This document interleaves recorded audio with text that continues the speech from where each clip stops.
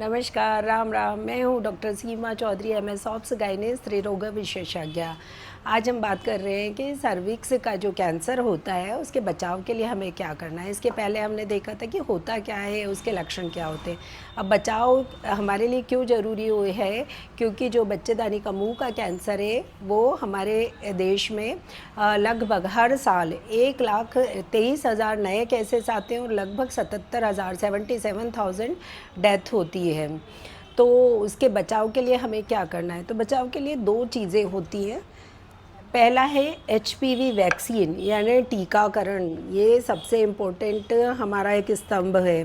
तो उसके लिए हम पूरा बताएंगे कि किन को लगना है, कब लगना है, कैसे लगाना है, ये सब जानकारी वो अगले वीडियो में देंगे। दूसरा होता है रेगुलर स्क्रीनिंग, मतलब हम पहले से जांच करें, परीक्षण करें। तो उसके लिए तो उसका फ़ायदा क्या है कि हम जल्दी से जांच करेंगे तो उससे क्या फ़ायदा है।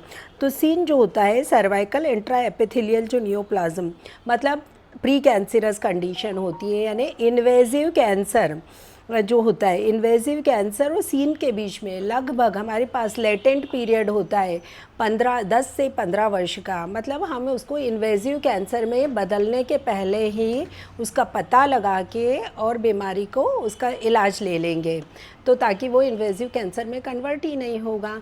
तो यही हमारा उद्देश्य है कि मेन यही काम करना है।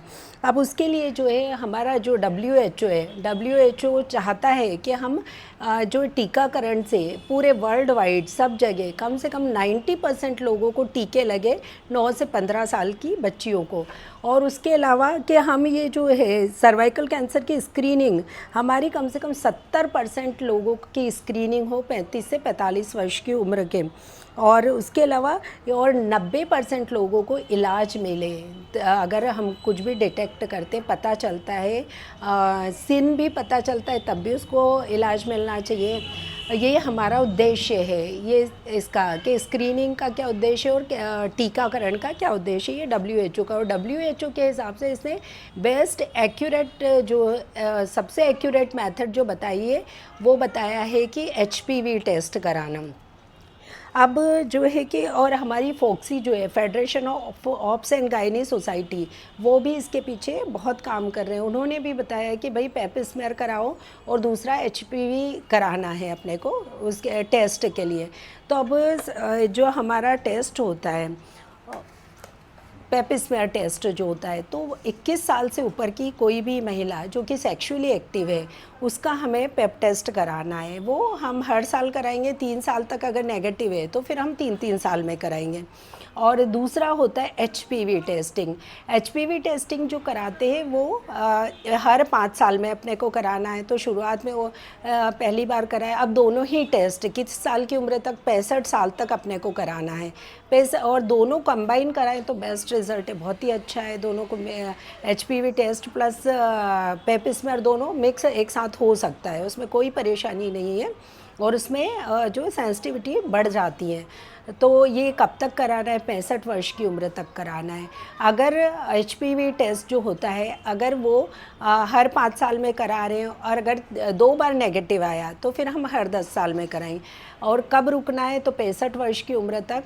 अगर 3 बार के टेस्ट नेगेटिव है तो फिर उसके बाद हमको नहीं कराना है।